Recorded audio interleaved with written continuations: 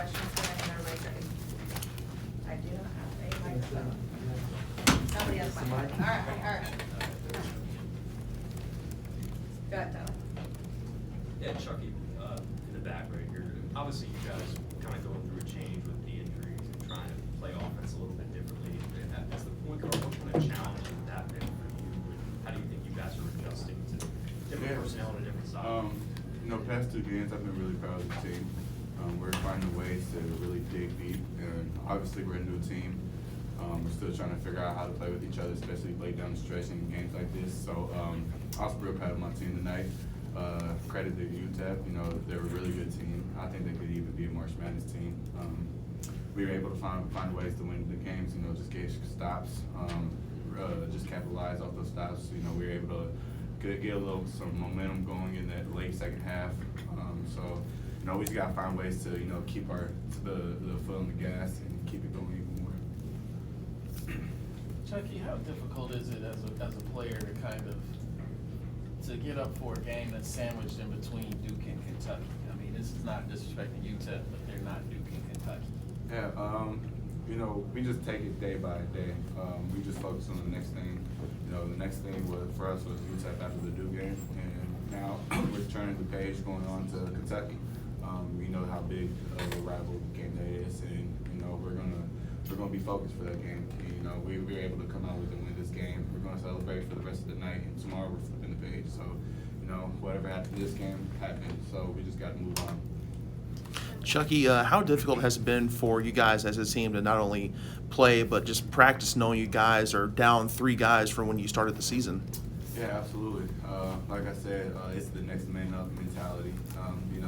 Obviously it hurts not having those guys on the floor with us, but we're going to be able to do whatever it takes to win games. We're all winners. We all come from different places, and we won a lot of games. So we're going to dig deep. We're going to trust our coaching system, and we're going to be able to find ways to win games.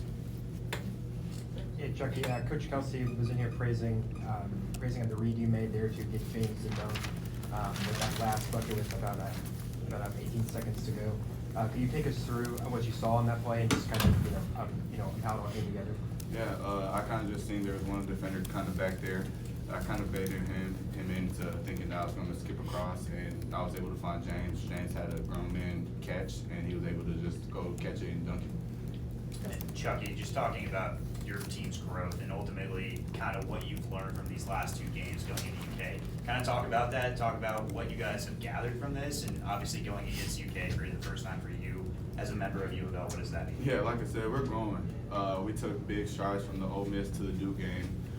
We took big strides from the Duke game to this game, and we just got to keep building that momentum, keep it going. I'm really proud of this team. We're able to find ways we found ways to win tonight, and that's what I want to see out of this teammate. Even though shots weren't falling for a lot of us tonight, we were able to make big plays on the defensive side, and I was real proud of my team for that. Yeah, you went over 35 minutes tonight, I think 33 against Duke. You're going to play that many going forward, considering the injuries that you guys have had. How many minutes a game do you think you're capable of handling night in or night out? Whatever my team needs, I kind of came into this situation knowing that I was going to be in this situation. So, it's just got to do what I got to do outside the court, rest, recover, and, just take care of my body, and, coaches are really, really wise in how they go into practice and not beating up our bodies, but also making sure that we're taking it very serious, with film, everything else. So, we just act like pros when it comes down to this type of stuff. You guys are obviously taking like a day-by-day approach, but I'm wondering, we spoke with you in Charlotte preseason. You were talking about just how much you already see just how much this game coming up against Kentucky means to the fan base, means to the program. Like, has your mind, did it ever kind of just like start to think about that game at all this week? Like, was there anything that kind of, did you ever catch yourself kind of thinking about that, or just focus on this? If I'm being honest, I have not even thought about that game. We had to play UTEP first. UTEP was our main focus, and we were able to come out with this win. So now we could turn the page and focus on Kentucky. And obviously that's going to be a big game, big rival game for us. And me personally, I'm going to start watching from tonight because I really want this game. Yeah, Chucky, Javon had a double-double, and obviously he's not the biggest guy in the floor, tallest, but how would you describe his rebounding ability and what makes him a good rebounder for his size? Javon's a dog. You know, he's my roommate when we travel on the road.